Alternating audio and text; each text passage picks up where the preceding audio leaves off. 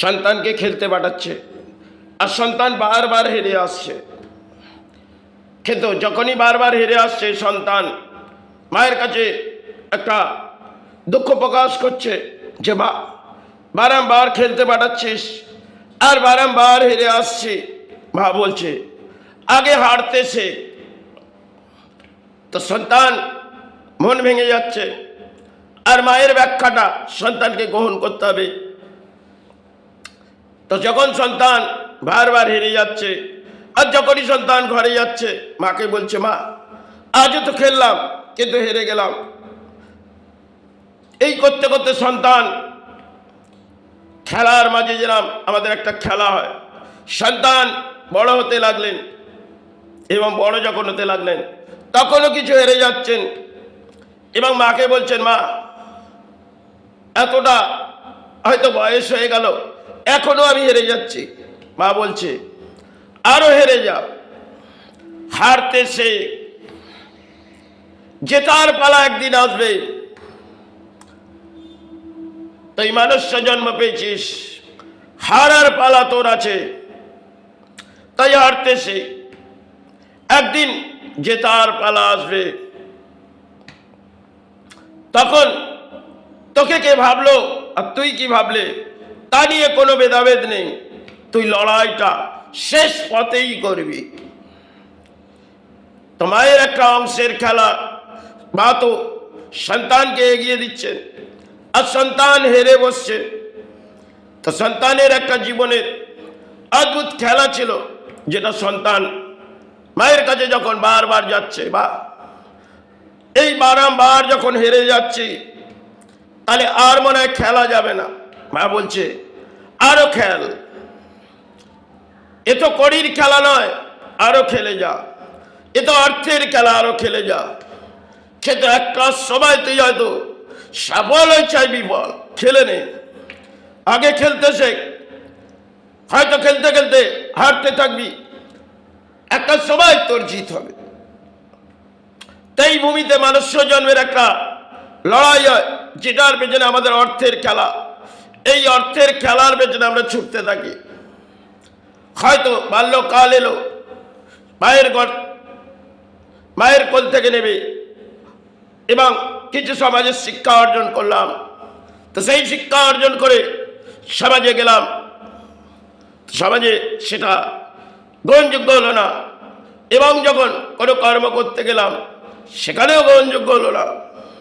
এই ধরনের কর্মের পেছনে বহু লড়াই থাকে, যেখানে দেখবেন একটা শিক্ষা অর্জন করে সন্তান কোনো কর্মস্থান পাচ্ছেন না, কারণ কর্মস্থানটা যখন পাচ্ছেন না, সন্তান ভেঙে পড়ছে, যে সন্তান কিভাবে আঁকলাবে। কিন্তু মায়ের একটা খেলা, মা বলছে বারংবার তুই হেরে যা, হয়তো হারতে এসেছিস, হারার আজ তোর পালা, শেষের পালাটা হয়তো জিততে হতে পারে, কিন্তু তুই আগে হারতে শেখ। এই ভূমিতে, এই মাতৃভূমিতে, যেখানে কোটি কোটি সন্তানের একটা মানুষ্য জন্ম হয়, আর কোটি কোটি সন্তানের মধ্যে এমনও কিছু সন্তান যারা জীবনে কর্ম করতে চায়, তারা কর্মের মাঠ থেকে কর্ম তাদের জীবনে হয়ে ওঠে না। কেন? কর্মযোগটা তাদের নেই, আর সেখানে তারা ভেঙে পড়ে। কিন্তু কারণ কর্মযোগ হয়তো দেখা গেল সন্তান বহু শিক্ষা অর্জন করলেন, করার পর মনোবৃত্তি নিলেন আমি একটি চাকরি করব, একটি বড় কর্মস্থান গড়ে উঠব, সেটা দেখলেন হাতের কোনো যোগ তার নেই। তাই মায়ের অংশের খেলা মা তাকে বুঝিয়ে দিচ্ছেন। কারণ এটা সবাইকালের যারা আবেগ দিয়েছিলেন, তারা ধর্মের মাঝ থেকে কিছু বুঝিয়েছিলেন। যে সমস্ত শিষ্য সন্তান যেতেন, হয়তো মায়ের কাছে কোনো দুঃখ প্রকাশ করতেন, সেটা মা তাদের বুঝিয়ে দিতেন। এগুলো মায়ের অংশের খেলা ছিলেন। সবায়ত ঠাকুর যখন চলে গেলেন, তারপর বহু সন্তান, শিষ্য সন্তান মায়ের কাছে যেতেন। তাই মা তাদের কিছু বুঝিয়ে দিতেন, কারণ করুণাময় জানতেন এই সন্তান আজকে হারছে, আর এই সন্তানই একদিন জিতবে। এটা করুণাময় হয়তো খেলা, কিন্তু বহু সন্তান হয়তো উচ্চ স্তরে যাচ্ছেন, মা জানছেন তারা এই জায়গায় আসছে না, আর সন্তান হেরে আসছে।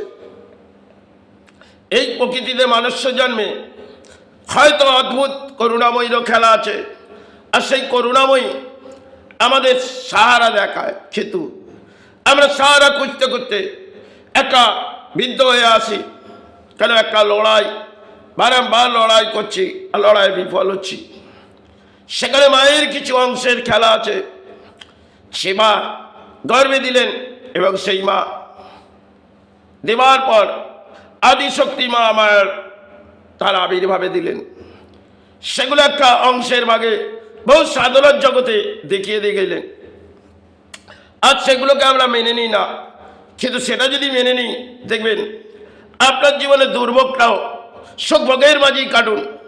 যদি আপনার দুর্ভোগ থাকে, সেটাকে সুখের মাঝেই নিন, দুঃখটাকে ছেড়ে দিন। দুঃখ তো জীবনে আসবে, হয়তো এই দুঃখ নিয়ে একটা সময় আমাদের চলে যেতে হবে।